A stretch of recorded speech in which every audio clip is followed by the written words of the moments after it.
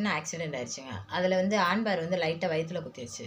சரி சின்ன விஷயம் தானேன்ட்டு நாங்களும் அத பெருசா எடுத்துக்கல. கொஞ்சம் நாள் போகட்டும் அப்படியே வயிறு வந்து வீங்க ஆரம்பிச்சுச்சுங்க. என்னாச்சுன்னு ஒரு ஆஸ்பத்திரியில போய் காட்டுனா, அவங்க வந்து ஸ்கேன் பண்ணி பார்க்கணும்னாங்க. ஸ்கேன் பண்ணி பார்த்துட்டு ரத்தம் வந்து கட்டியிருக்கு.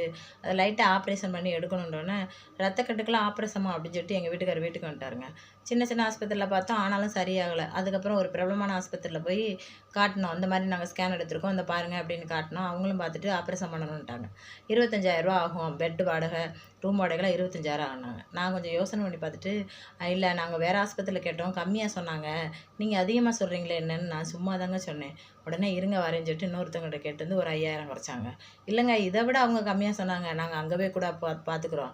நாங்க அங்க போறோங்கன்னு சொன்னோனே, இருங்கன்னு சொல்லிட்டு இன்னொரு 5,000 குறைக்கிறாங்க. என்ன ஒரு ஆஸ்பத்திரி பார்த்தீங்களா? அவங்க ட்ரீட்மெண்ட் எடுக்கவே எனக்கு பயமா இருந்துச்சுங்க.